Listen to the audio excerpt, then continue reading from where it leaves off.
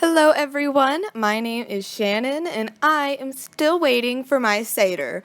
Today, we are talking about The Murder Complex by Lindsay Cummings. So, this book has been described as an action packed, blood soaked, futuristic thriller set in a world where the murder rate is higher than the death rate.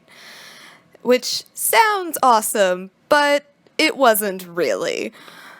Basically, everyone's been given nanites, which help them heal faster and keep them from dying of disease, meaning that the only way people can die is from unnatural causes. So, in true dystopian fashion, what was meant to be a good thing went drastically wrong. With people living longer, the city was becoming too crowded and food was running out. To try to fix this, the typical scary, evil government called the Capital, I'm sorry, I mean the Initiative, creates the Murder Complex. The Murder Complex is an organization that genetically engineers people who are then used to kill off citizens supposedly chosen randomly through a lottery system. Enter the two narrators, Meadow Woodson and Zephyr James.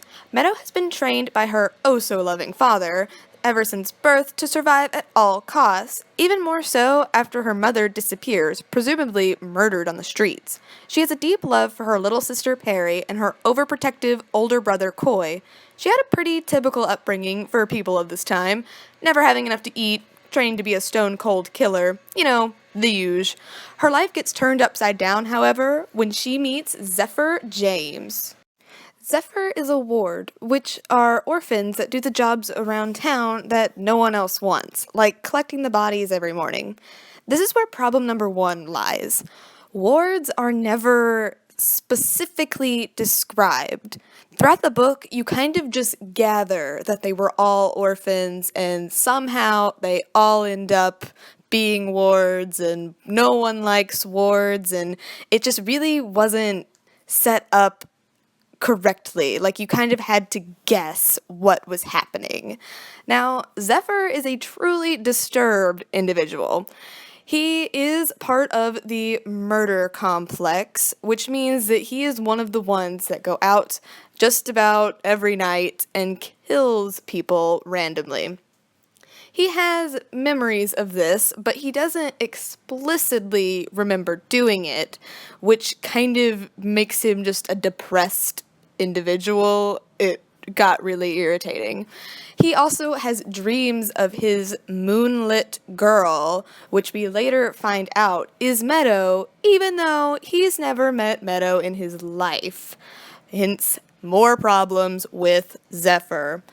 He is so freaking emo. Decides that he is tired of his troubled life and decides to commit suicide, slitting his wrists 12 times for the 12 people he has killed. Now, if that doesn't say emo, I don't know what does. As fate would have it, Meadow finds Zephyr while he is still bleeding out and pleads with a medical officer to save him. Now, when the medical officer scans him, which they can do because they all have barcodes on their foreheads, which was admittedly a little strange, they find out that Zephyr is an essential, which piques Meadow's interest, which is why she so adamantly wanted to have him saved, because she wanted to know what made him so special. So, of course, Zephyr wakes up, he finds out that his moonlit girl was his savior, and thus he is love-struck. I'll tell you now, Zephyr's chapters were very stalker-esque when it came to Meadow. So, naturally, when he meets her again, he pretty much is like, hey, follow me, we're gonna go do stuff together, because I'm pretty sure I'm in love with you, and she, quite naturally, given her personality, was back off, you loser. But regardless, she does go along with him, blah blah blah, filler, filler, filler. When it comes nighttime, he suddenly gets orders to kill Meadow. So he, shuts off. He is no longer Zephyr James. He is just this ruthless killing machine and attempts to take her life. In the morning, when he wakes up, he has no idea what he's done. He has Meadow's dagger. He's covered in blood. He's like, oh my god, did I just kill her? He didn't. She did get away because she's a badass. But he, of course, is all mopey and depressed, goes to her house, and is like beaten up by her father because her father is like, where the hell is my daughter? But everything turns out okay. They find her. Yay, she's alive. Then they're attacked by pirates. I'll tell you what, a lot of things happen, I feel like, just so that they could have more fight scenes, more blood. I don't know. But regardless, her family is captured by the Initiative, and now there is a search out on Meadow and Zephyr. Now, Meadow is special because she wasn't supposed to be in the lottery system.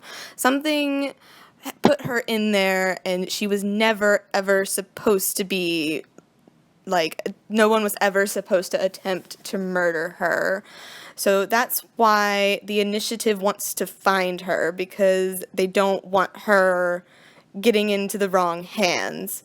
And Zephyr is very special because, as we find out, he was the first one created for the murder complex, and he's stronger than the others, meaning that he can resist. Oh, joy. I bet you know what that means. So now Meadow and Zephyr are on a quest to save her family. They find out that Meadow's mother was the one who created the nanites. She's the one who created the murder complex. They find the rebels, basically your basic dystopian things. And when they get to the Initiative headquarters to shut down the murder complex, they find Meadow's mother, who was not murdered, but in fact being held by the Initiative. They were trying to extract secrets from her. So they do rescue her, and it seems like at this point in the book, the author decided to go in a different direction. Because all throughout the book, Meadow praised her mother, she loved her, she could do no wrong, and now all of a sudden, the mother is the antagonist.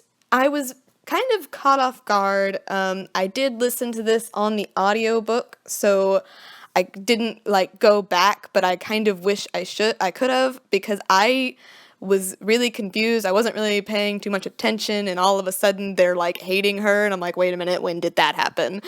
But anyway, they find out they can't shut down the murder complex without killing Meadow. Of course, the murder complex is connected to her. If she dies, it dies. So we find out whoever is trying to put her in the lottery is trying to shut down the murder complex. Now, we don't know who this is, obviously, because there are going to be more books, but she tries to make Zephyr do it. They're crying, but I love you. But they don't do it, obviously, because there are more books. And that's basically it. They try and reprogram Zephyr, but he resists because of his love for Meadow. Gag me. And that is basically it for the summary. So if you could not tell, I do have a few problems with this book. The first of all being that it was just too dark and depressing. I mean, my goodness, it was just so emo, and I just could not even, because I'm like, can you just stop talking about how much you want to die and how much everyone's dying? It got really heavy. And like I said, the Zephyr chapters were kind of stalkery, and he was just all whiny, and it just really got on my nerves. I think I could have given this book 3 stars if it had only been told from Meadow's perspective and they didn't try to beat you over the head with the romance, because Meadow was actually an interesting character.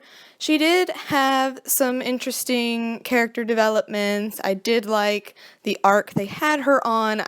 But I feel like Zephyr kind of brought her down, and I also kind of feel like her mother ending up being evil, her being connected to the murder complex, and Zephyr not being able to kill her was kind of a cop-out ending. But what can I say? About a quarter of the way through the book, I was dragging my feet and not wanting to finish it.